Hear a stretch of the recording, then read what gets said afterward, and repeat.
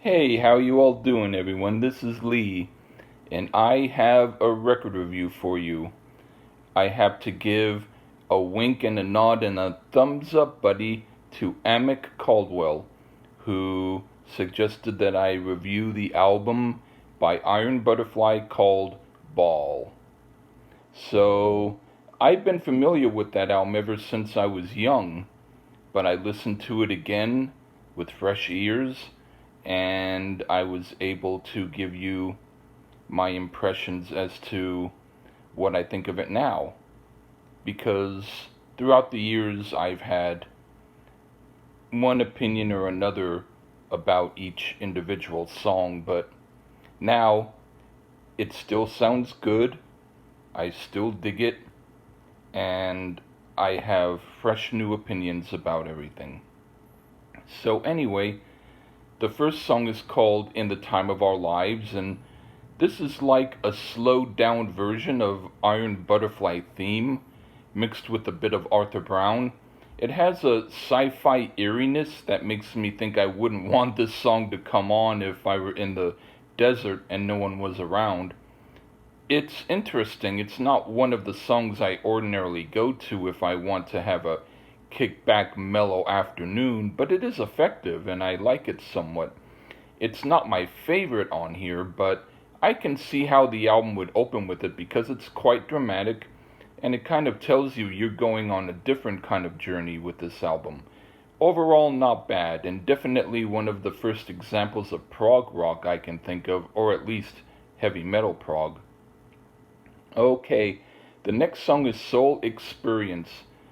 This is like if the Four Tops did an album with Stanley Owsley producing after he gave them acid. It's really cool and it's probably one of my favorites. At least one of a couple of favorites. It's mellow and soulful and freaky at the same time, and I really dig it. The next song is Lonely Boy. It's Doug Ingalls trying to sound like Johnny Mathis, and it's actually kind of disturbing. It's a well-written song, and I would have liked to hear him sing it without that nutty warble, but the warble makes an effect like a brain surgeon with Parkinson's. So I both kind of like it and kind of feel like it's too cool for me, like a meat locker. After a while, I get used to his vibrato singing, but I still think I'd like to hear someone do it like a regular soul tune without the strange vocals. And then Real Fright. If any song of Iron Butterfly sounds more like The Doors than any of their other songs, I'd say this one does. And it's a cool song. Even though it's called Real Fright, the actual song is less disturbing than Lonely Boy. It's more like a fun creature feature type of theme song that you'd listen to while Attack of the Powder Puff Monster comes on and you're eating your popcorn. It's also a cool dance tune. I'm into it. And then In the Crowds, it's kind of a soul song, and I think a good soul singer could do a good job of it. I do dig it. It's short enough to where it seems it was probably an afterthought because they needed to do one more song to fill up the album, but it's still cool. And then It Must Be Love. I could see Fred Astaire dancing to it. It really has more in common with The Raindrops Keep Falling on My Head than anything heavy metal, but it's really well done. Later, Eric Braun's guitar brings in the intensity and then it really gets cooking, but it's almost close to being like Broadway combined with the group Blue Cheer. But that's not a bad thing. I like it. It swings.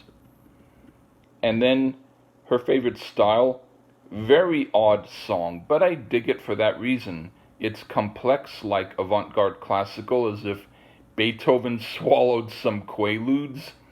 It's a deep cut, definitely, but I give them kudos for doing something this eccentric. And then Filled with Fear, this might be what I would consider my other favorite song. This is a lot like Arthur Brown and is one of the most psychedelic songs on here, other than Soul Experience.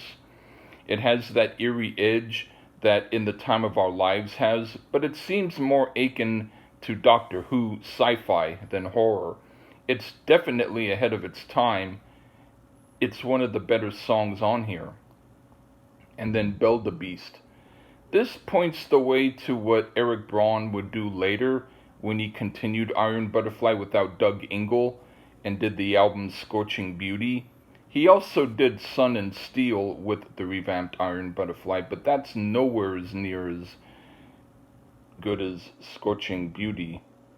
This sounds the closest to me to what possibly German prog rock bands were going for later, especially with a guitar solo that reminds me of the group Can.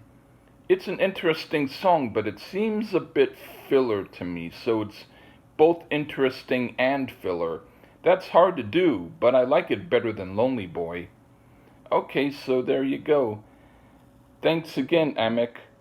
I appreciate doing something in the genre that I am into, and this is sound that I grew up with, so I was very happy to do it. And I hope you all enjoy the review. Cheers.